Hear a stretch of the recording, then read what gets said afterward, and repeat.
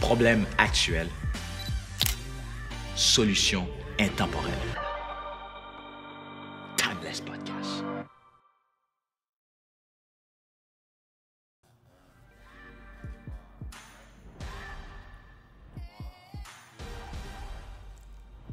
Bonjour à vous et bienvenue à Timeless Podcast, épisode 11. Aujourd'hui, nous aimerions vous parler d'un sujet, surtout pour vous qui vous êtes levés ce matin fatigués. Hein? Alors, pour ceux qui se sont levés ce matin fatigués, le sujet que nous allons toucher aujourd'hui, c'est comment augmenter votre énergie, mon énergie, en Dieu. Comment augmenter notre énergie, 3 petits points, en Dieu. Comment augmenter notre énergie? Parce que de manière physique, il y a différentes manières de pouvoir augmenter son énergie. Mais en Dieu, Dieu qui est la source de toute énergie, Dieu qui est le Père des esprits, comment pouvoir augmenter notre énergie, nous qui sommes des êtres humains, comment avoir l'énergie divine qui va nous amener à pouvoir être à l'image et à la ressemblance de Dieu. Alors, s'il y a un problème qui est actuel par rapport à ce sujet, c'est le fait que c'est incroyable de voir, Andy, de voir à quel point que les gens, même tôt le matin, ils sont prêts à boire des boissons énergisantes. Que tu te lèves le matin et que tu vas boire un Monster, que tu vas boire un Gourou, que tôt le matin, tu te lèves et techniquement, tu devrais être rempli d'énergie, mais que tu vas boire une boisson qui va te donner de l'énergie. Mais ça, c'est pour vous montrer à quel point que c'est un problème actuellement qui est commun, qui est ordinaire, qui est régulier de notre société de tous les jours. De voir à quel point que l'homme contemporain est fatigué de manière récurrente et constante. C'est incroyable de voir à quel point que les hommes sont obligés de prendre des antidépresseurs. C'est incroyable de voir à quel point que malgré que tu as une nuit de sommeil, qui devrait être une nuit de sommeil qui est réparateur, c'est pour ça qu'on dort, c'est pour réparer, mais de voir que malgré ça, on est fatigué. De voir à quel point que toi qui m'écoutes actuellement, malgré ta confession chrétienne, mais tu vas travailler ce matin, mais tu es fatigué. À l'intérieur de toi, tu es fatigué. Tu es fatigué physiquement, tu es fatigué mentalement et même tu es fatigué spirituellement. On serait étonné si on dévoilerait les choses là et qu'on mettrait les choses sur table. On serait étonné du nombre de personnes qui lèvent les mains le dimanche matin et qui disent à quel point qu'ils aiment Dieu. Mais du lundi au samedi, à quel point qu'ils sont fatigués. À quel point qu'on ne peut pas sentir la sève de l'Esprit de Dieu à l'intérieur d'eux. Peuple de Dieu, toi qui m'écoutes, qui est un croyant, il est extrêmement important de comprendre que le Seigneur qui est venu, qui est mort et qui est ressuscité, n'est pas venu mourir et ressusciter pour que tu sois une image d'un homme constamment fatigué. Il n'est pas venu pour que tu sois un homme constamment dans la défaite. Il n'est pas venu pour que tu sois un homme constamment perdu, constamment dépourvu de chance, constamment confus, constamment dans une position où on voit aucune différence entre toi et quelqu'un qui ne connaît pas Dieu. Non, il doit avoir une démarcation. Il doit avoir de la même manière que la lumière et les ténèbres sont séparés et sont différents et qu'il y a une nuance. C'est de la même manière qu'un enfant de Dieu, un enfant de lumière doit être diamétralement opposé à celui qui est quelqu'un qui ne connaît pas Dieu, qui n'a pas cette relation intime avec Dieu. Comment augmenter son énergie en Dieu? Ici, mettez-vous à l'esprit que lorsque je parle d'énergie ici, c'est pas juste le fait d'être super speedé, de courir partout, puis de pouvoir avoir des gros muscles. Ça n'a rien à voir avec ça. Lorsque je parle d'énergie ici, c'est-à-dire que tu relâches l'Esprit de Dieu. Parce que où est-ce qu'il y a l'Esprit de Dieu, il y a la liberté. Où est-ce qu'il y a l'Esprit de Dieu, il y a le feu. Et lorsqu'il y a le feu, regarde un feu n'est jamais droit. Un feu est mobile. Un feu, ça bouge, ça va dans différents sens. Un feu est actif. Un feu bouge. Et c'est ainsi que vous et moi,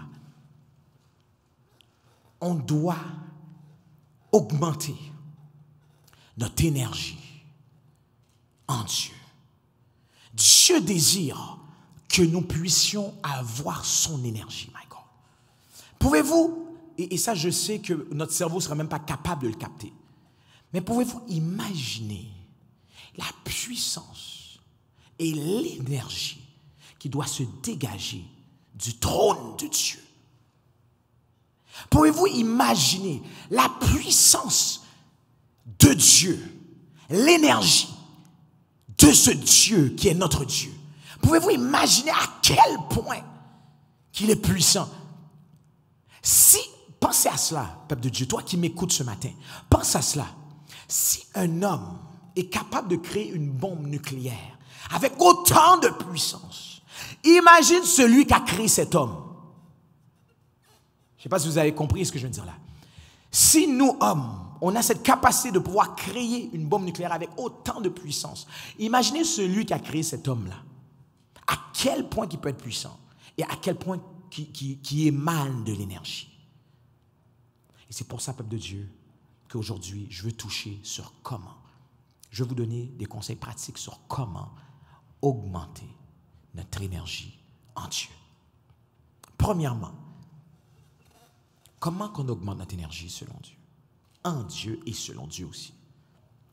Premièrement, c'est de pratiquer la patience. Automatiquement, je sais que certains vont me dire, oh, comment? C'est paradoxal. Patience, énergie, c'est quoi le rapport?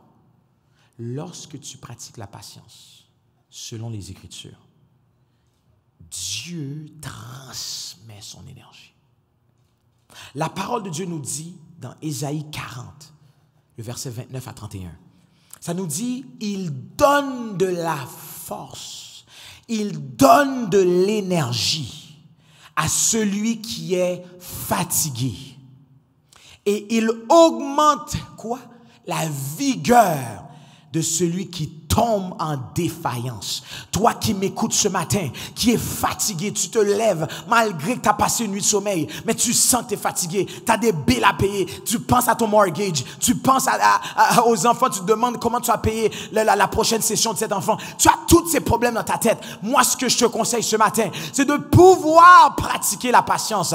Oui, la patience est une force. Oui, la patience transmet quelque chose. Oui, la patience transmet l'énergie de Dieu. Lorsque tu restes dans un état de patience, Dieu regarde cela et Dieu est capable de transmettre son énergie, sa force en toi, parce que Dieu respecte les hommes patients. Pourquoi qu'on est souvent excité et qu'on veut les choses tout de suite? Ça, c'est une résultante de notre âme. Mais l'esprit en nous est un esprit patient. L'esprit en nous est un esprit qui attend. L'esprit en nous est un esprit qui sait attendre. Stand still and wait on the Lord.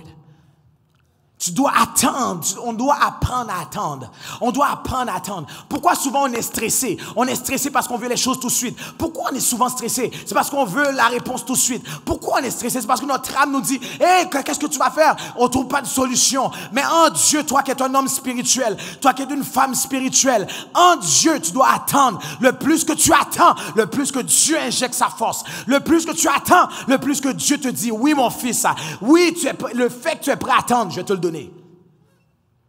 Ah, yes, lorsque tu attends, c'est une preuve d'amour. Lorsque tu attends, c'est une preuve de respect envers la personne qui va te donner quelque chose. Parce que lorsque tu ne respectes pas quelqu'un, lorsque tu ne valorises pas ce qui arrive, c'est que tu ne vas pas attendre la personne. Tu vas te dire, ah, tu devais me donner la chose, tu ne m'as pas donné. Là, tu t'en vas. Mais lorsque tu restes là, tu es en état de patience, Dieu va injecter quelque chose. Il n'y a aucun homme et femme de Dieu qui ont atteint des statures spirituelles, que ce soit dans les Écritures ou dans l'histoire que moi j'ai étudié, que je sais que j'ai étudié, et qui n'ont pas été des hommes et des femmes patientes. C'est des gens qui ont attendu que Dieu se manifeste. C'est des gens qui ont attendu que Dieu agisse. Pratiquez la patience. Ça va augmenter votre énergie en Dieu. Automatiquement. Il y a quelque chose qui se passe lorsque quelqu'un est capable d'être patient.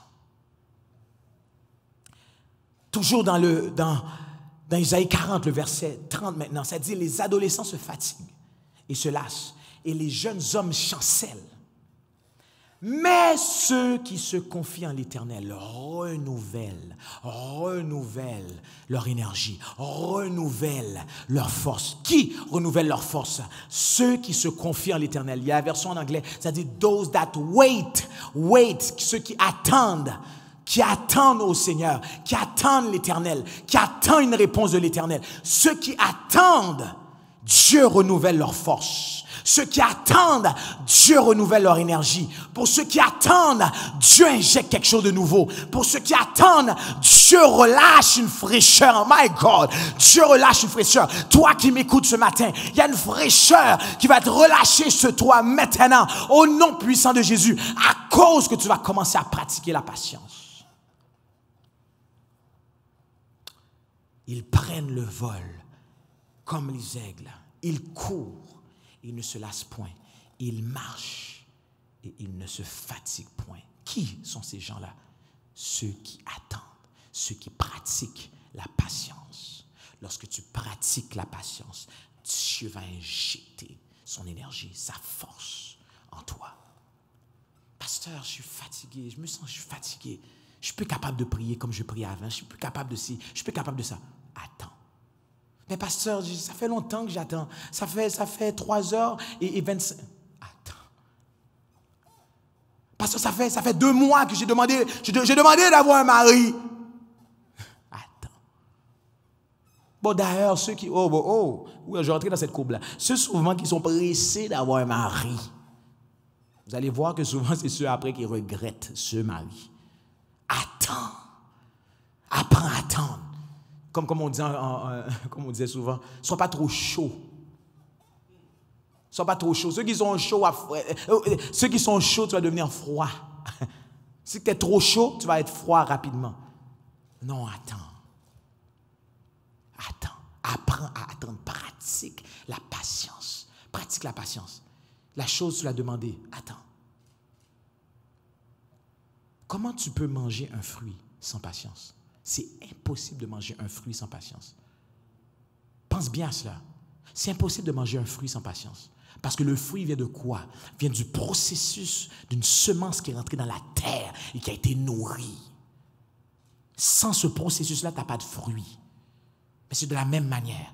Attends, Dieu, il y a quelque chose que Dieu fait à travers la patience. Il y a une sorte de reconfiguration en toi qui se passe lorsque tu apprends à attendre. Lorsque tu fais ça, tu augmentes ton énergie en Dieu. La parole de Dieu nous dit, toujours dans ce point-là, de pratiquer la patience. Dans Lamentation de Jérémie, ça dit, le chapitre 3, le verset 25, ça dit, « L'Éternel a de la bonté pour qui espère en lui, pour l'âme qui le recherche. » Mais j'aime la version en anglais, ça dit, « The Lord is good for those who wait for him, to the soul who seeks him. » Who wait on him, qui l'attendent. Le Seigneur est bon. Le Seigneur a de la bonté pour ceux qui l'attendent. Pour ceux qui l'attendent. Lorsque tu attends, my God, le fruit est bon. Oh yes. Je rentre dans une courbe. Une petite courbe. Est-ce que vous aimez les courbes? Oui, ok. J'ai entendu une courbe. Ok. Pour les jeunes qui ne sont pas encore mariés,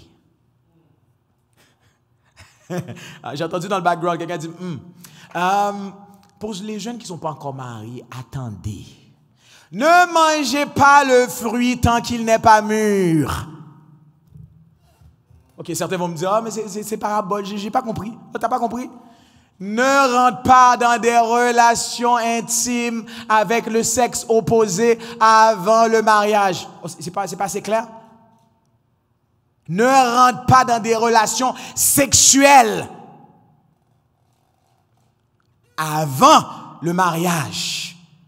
Parce que ce fruit-là, tu vas le voir, le goût va pas être pareil. Le goût est pas pareil. Il y a un goût différent lorsque tu attends. Oh, yes. Il y a un goût différent, messieurs, toi qui m'écoutes. Toi qui dis que tu n'es pas fait en bois. Toi qui me dis que tu n'es pas fait en bois, oui, tu n'es pas capable de regarder une femme. Depuis que tu regardes une femme, tu es troublé. Oui, attends. Apprends à pratiquer la patience. Apprends à pratiquer la patience. Le plus que tu vas pratiquer ça, le plus que tu vas valoriser les lois de Dieu. Parce que Dieu ne désire pas que ses enfants rentrent dans la fornication. Parce que lorsque tu rentres dans ce genre d'acte-là, avant le mariage, tu ne sais pas qu'est-ce qui rentre en toi. Mais lorsque tu pratiques cette patience-là, Dieu réalise que tu honores ses lois et Dieu va honorer ton mariage. Dieu va bénir ton mariage. Dieu va bénir tes enfants. Dieu va bénir tout ce que tu touches. Dieu va bénir ton foyer. Parce que tu as respecté ces lois. Un jour, la parole de Dieu nous dit qu'il y a des sages-femmes à cause qu'ils n'ont pas écouté la voix de Pharaon, mais ils ont écouté la voix de Dieu. Ils ont respecté les lois de Dieu. La parole de Dieu nous dit que Dieu a béni leur foyer. Dieu a automatiquement béni le foyer de ces sages-femmes à cause d'une action qu'ils ont faite par obéissance. Et c'est ainsi que je vous dis ça. Vous, messieurs, qui vous êtes chauds. Vous êtes excités. Je ne peux pas attendre. Je ne peux pas attendre. Attends. Pratique. C'est praticable. Pratique la patience. Et vous allez voir, messieurs, je vous mets à l'épreuve. Mettez-moi à l'épreuve, je vous dis. Moi, je vois les bénédictions que Dieu a accordées à ma famille à cause de la pratique. De la patience. Par la suite, comment augmenter notre énergie en Dieu? Comment faire en sorte que tu es quelqu'un d'énergique en Dieu? Deuxièmement, pratiquer la conservation. Pratiquer la conservation. Je n'ai jamais connu un homme ou une femme de Dieu spirituelle et que cet homme et cette femme de Dieu étaient quelqu'un qui gaspillait son temps, gaspillait son énergie, gaspillait ce qui est valorisant, c'est quelqu'un qui gaspille. Non, c'est quelqu'un qui conserve, c'est quelqu'un qui préserve, c'est quelqu'un qui s'assure de ne pas donner les perles au pourceau. En d'autres mots, qu'est-ce que ça veut dire ça? C'est-à-dire les choses précieuses, il les conserve, il les garde tellement de manière précieuse que cette chose-là l'acquiert de l'énergie. Ça lui donne de l'énergie pour qu'il puisse avancer et continuer ce qu'il doit faire. Lorsque tu es quelqu'un qui sait comment conserver, ben, tu vas être quelqu'un qui va être énergique. Que ce soit de manière biologique et même spirituelle. Lorsque tu es quelqu'un qui sait préserver, lorsque tu es quelqu'un qui sait conserver, ce qui arrive, c'est que tu vas voir une manifestation de cette énergie-là. La parole de Dieu nous dit, je serre ta parole dans mon cœur afin de ne pas pécher contre toi. Je conserve ta parole dans mon cœur. Je le conserve en moi, je le garde en moi afin de ne pas pécher contre toi. Le plus que je le conserve, mais le plus que je vais relâcher quelque chose, le plus que je conserve la parole de Dieu, le plus que je vais relâcher la parole de Dieu, le plus que je conserve les principes et les lois de Dieu, le plus que je vais relâcher ce que ces lois. Amen. Peuple de Dieu, pratiquez la conservation. On est dans cette société où c'est incroyable, le mode de pensée qui est de juste gaspiller. Tu sais, le vêtement que tu as aujourd'hui, tu sais, 3 mois après, j'ai plus besoin de ça. Puis là, tu sais, non, apprenons à conserver. Je n'ai pas dit apprenons à empiler. Apprenons à conserver. Les choses qui sont précieuses, conservez-les. Les amis qui sont précieux, conservez-les. Oui. les moments précieux de votre vie, les temps que vous avez avec votre femme et vos enfants, conservez ces moments-là, chérissez ces moments-là. C'est de l'énergie en Dieu aussi. Parce que ce n'est pas juste lorsque tu pries et que tu lèves tes mains que Dieu te transmet de l'énergie. Ce n'est pas vrai. Même pendant que tu es avec ta famille, Dieu te transmet quelque chose. La parole de Dieu nous dit clairement par rapport à la famille, celui qui ne prend pas soin de sa famille est pire qu'un infidèle. Il a renié la foi et il est pire qu'un infidèle. Alors, l'importance de la famille, par exemple, il faut s'assurer de conserver ces moments-là et que ces moments-là puissent nous donner l'énergie en Dieu. Très important, ce point-là. La conservation. Parce que c'est incroyable de voir que moi, je vois. Par exemple, à chaque fois que je vais remarquer une personne, que ce soit à travers du counseling, qui veut dire à travers une rencontre que je vais avoir avec la personne, et que je vois que la personne est faible, ou la personne, son visage démontre qu'il y a une tangente de faiblesse. Mais souvent, je vais remarquer, c'est quelqu'un au niveau de la structure de son temps, de la structure de la manière qu'il gère son temps, de la structure qui gère ses priorités. Tu vas voir que c'est chaotique. Tu vas voir que c'est du gaspillage. C'est-à-dire les heures, il n'y a même pas de priorité. Les choses vont à gauche, à droite. Il n'y a rien de vraiment précis, concis et structuré. Et ça fait quoi? C'est que malheureusement, l'énergie qui devrait être relâchée n'est pas relâchée parce qu'il y a trop de trous. Il y a trop de trous. Mais lorsque tu es capable de conserver, tu relâches. Yes. Ce que tu conserves, tu relâches. Ce que tu conserves, tu relâches. Alors, pratiquez la conservation. Et troisièmement, de pratiquer la parole. Mais pasteur, pourquoi tu me dis ça? On le sait tous.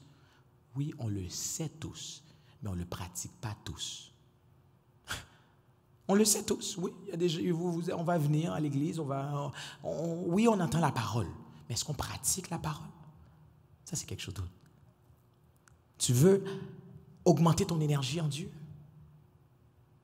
Pratique la parole. Je disais ça à quelqu'un dernièrement et je lui ai dit que, regarde, la parole de Dieu, regarde-le vraiment comme un livre des plus importants dans ta vie. Et que ta conviction soit tellement élevée par rapport à ces paroles que tu lis, qu'il n'y a aucun nombre de doutes, il n'y a aucun nombre d'hésitations, et que tout ce qui est dit, c'est oui et amen. Et le plus que tu vas faire cela, et que tu emmagasines cela en toi, et que maintenant ces paroles-là, tu les pratiques, mais ce qui arrive, c'est que maintenant tu vas commencer à voir la manifestation de cette parole-là. Peuple de Dieu, il est important de réaliser que le monde spirituel bouge grâce à la conviction. Oh, je répète cela. Le monde spirituel bouge par la conviction d'un homme ou d'une femme. Le moins de conviction que tu as, le moins de choses s'activent. Le moins de conviction que tu as, le moins d'énergie spirituelle que tu as, le moins de conviction que tu as, le moins que les anges vont bouger pour toi. La parole de Dieu nous dit que ce livre de la loi ne s'éloigne point de ta bouche. Médite le jour et nuit. Médite le jour et nuit. Pourquoi? Pour agir fidèlement. Pour agir fidèlement. Selon tout ce qui est écrit. Pour agir, qui veut dire tu vas pratiquer ce que tu auras lu. Tu vas pratiquer ce que tu auras médité. Le plus que tu l'auras médité, le plus que ça sera emmagasiné, dans ton subconscient, le plus que tu vas relâcher l'énergie des Écritures. Tu vas relâcher la force et l'énergie de l'Esprit de Dieu. Alors, pour terminer, toi qui m'as écouté, j'aimerais faire cette prière avec toi. Toi qui m'as écouté, tu sens que tu es fatigué. Tu sens que, Pasteur, j'ai essayé beaucoup de choses. J'ai même jeûné plusieurs jours. J'ai fait plein de choses. Mais je sens qu'il y a constamment cette fatigue-là qui revient. Il y a constamment cette fatigue-là qui s'empare de moi. J'aimerais prier pour toi et relâcher cette énergie. Parce que s'il y a quelque chose qui me caractérise, qui est une grâce dans ma vie, c'est cette énergie-là que je réalise et que je suis pleinement conscient de cela, que Dieu m'a donné. Parce que la parole, j'ai de la difficulté à comprendre. Quelqu'un qui me dit qu'il est fils de Dieu et que je ne ressens pas l'énergie et la force de Dieu en toi. J'ai la difficulté à entendre quelqu'un qui va me dire que tu es un chrétien et que malheureusement, je ne peux pas sentir l'esprit et l'énergie de ta chrétienté. I'm gonna pray with you. Toi qui m'écoutes, je prie, Saint-Esprit, Korabase Kamande, Korase Kamando Riacha Kamande, Korabako Sande. Dieu de gloire, Père, toi qui es le Père des esprits, toi, Seigneur Dieu, qui est vivant et qui ne change point. Tu n'as aucune ombre de variation en toi. Dieu de gloire, en ce moment, Seigneur Dieu, il y a quelqu'un qui m'écoute actuellement. Cette personne-là peut être en Afrique. Cette personne-là peut être à Dubaï. Cette personne-là peut être en Europe. Cette personne-là peut être aux États-Unis. Mais Seigneur, Papa, cette personne-là est fatiguée. Malgré qu'il proclame ton nom, malgré qu'il te dit qu'il t'aime, mais il sent qu'il y a une fatigue constante qui s'empare de lui. Maintenant, au nom puissant de Jésus de Nazareth, Seigneur Dieu, injecte ta puissance, injecte ton esprit, car tu dis que ceux qui t'attendent, those that wait upon the Lord, they shall renew their strength. Ils vont renouveler leur force. Dieu de gloire, renouvelle leur force par ta puissance, renouvelle leur force par ton esprit, car ton esprit est un esprit de force, ton esprit est un esprit de puissance, ton esprit est un esprit de feu, ton esprit est un esprit qui éveille les âmes. Dieu de gloire, manifeste ta gloire sur cette personne qui m'écoute ce matin, sur cette personne qui sent qu'il est fatigué, qui sent qu'il veut lâcher, qui sent qu'il n'est plus capable, qu'il est tombé cette fois, mais il a de la difficulté à se relever. Dieu de gloire, j'intercède pour cette personne.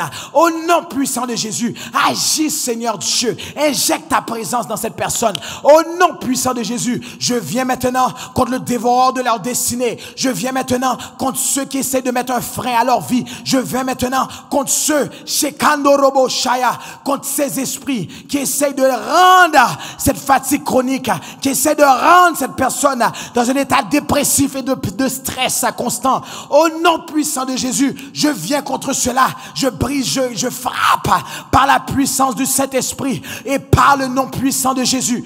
My God, agis. Now, by the power of the Holy Ghost. Yes, tu reçois maintenant cette force. Tu reçois maintenant cette force, cette énergie qui vient de Dieu pour que tu sois à son image et à sa ressemblance. Car Dieu est un Dieu intemporel et ton esprit est intemporel. Ton esprit se fatigue jamais. Yes. Quand ton esprit est marié avec l'esprit de Dieu, ton esprit ne se fatigue jamais. Tu ne vas pas te lasser, tu ne vas pas être fatigué comme disent les Écritures. Mais tu vas constamment être renouvelé. Il y a une force qui va constamment s'injecter en toi. Je prie que tu auras augmenté ton énergie. Je prie que ton énergie sera augmentée dans une autre dimension et que tu pourras servir Dieu et que tu ailles de gloire en gloire, de force en force et que tu sois une représentation de sa gloire. Que Dieu te bénisse.